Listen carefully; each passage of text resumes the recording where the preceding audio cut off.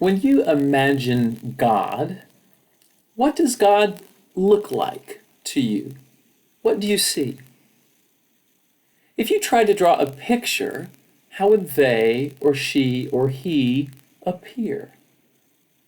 Or when you pray, just who is it that you're talking to? What name do you give to that mystery that we call God? Father? Mother? Jesus? Spirit? And what does it mean to be made in the image and likeness of such a God, the God of your imagination? What does that image look like in you? And what difference does that image of God make to how you live your own life, your own way of walking with Jesus? Trying to wrap our minds and hearts around that mystery we call God is the kind of thing we might expect to explore on a day called Trinity Sunday. That title signals a unique thing we Christians say about that mystery we call God. In particular, and in some ways different from our siblings and friends in the other Abrahamic traditions of Judaism and Islam, we Christians insist on speaking of God in the plural in some way. That somehow, even though God is one, God's unity contains within it diversity, relationship. Three persons in one God, we might say. Father, Son, and Holy Spirit is a way we sometimes name that God. Or more recently, eternal majesty, incarnate word, and abiding spirit.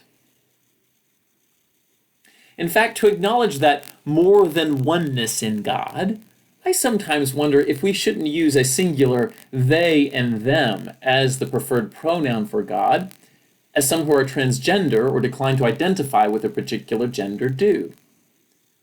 Though it seems grammatically unusual, using they and them has the benefit of gathering that more than oneness of God, just as they or them for some people gathers that more than two-ness of gender.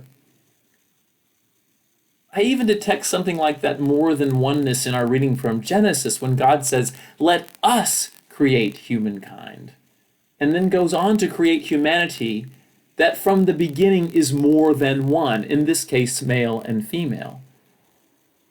God doesn't just make one human being in this story. There's difference, there's relationship built in from the beginning. Now, it might be easy at this point to find ourselves in some theological weeds about explaining the Trinity, or arguing about those three different persons and what they do, or coming up with new ways to name them. That can be fun for those of us who like it, but I'm not sure that helps us live more faithfully as disciples of Jesus. So what difference does it make to seek and serve a God who is more than one? A God who has relationship as a defining characteristic.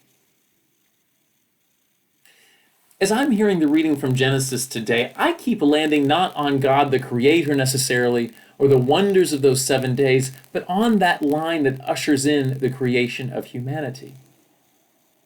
Let us make humankind in our image, according to our likeness. I keep coming back to those plurals, us and our. If our God is more than one, what does that mean for those of us made in that more than one image? One thing I realize is that I will often say something like, I am made in the image and likeness of God, or each of us is made in the image and likeness of God, individually. And that's quite true for me. And many religious people who are protesting violence, especially against Black lives and bodies, insist that such violence is an attack on the image of God in persons such as Breonna Taylor and George Floyd and Ahmaud Arbery, and it certainly is. And yet the more than oneness of God suggests to me that there is a more than oneness in God's image in humanity that we should be paying attention to as well. That more than one image is most fully expressed in our relationships with each other and marred by patterns of relationships that do not reflect that image or in fact deny it. The violation of God's image in individuals is a terrible symptom of the way God's image is violated in more profound and systemic ways in our broad relationships with each other as a human family.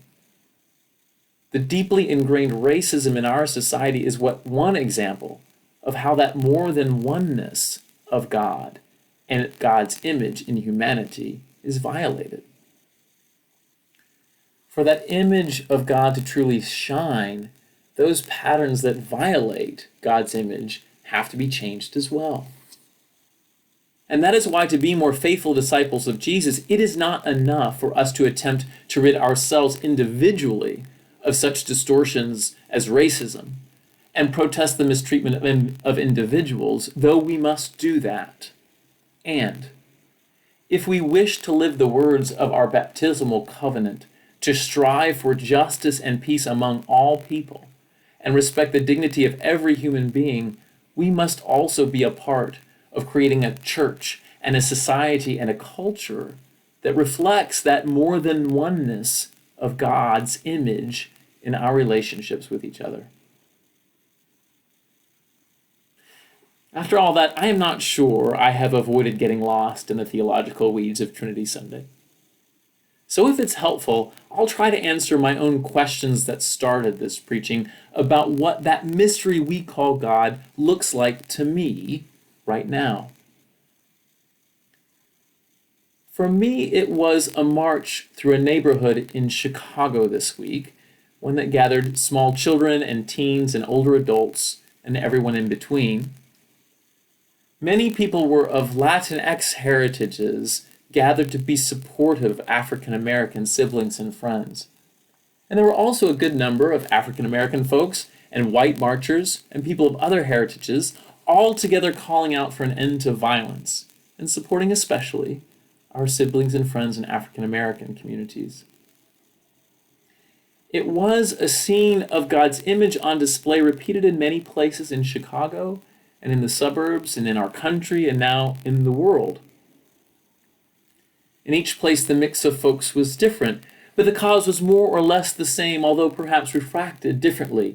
In Australia, for example, protesting the deaths of Aboriginal persons in police custody, more than 400 over the past 30 years. As I have watched and prayed this week, it occurs to me that such scenes are perhaps what the holy more than one had in mind when they said, "Let us make humankind in our image, after our likeness." That mystery we call God needs our human more than oneness in all our differences to bring to fullness that project that got started when God created the heavens and the earth. My question for myself and for us is, how will we add our own piece of that image to this great work of God?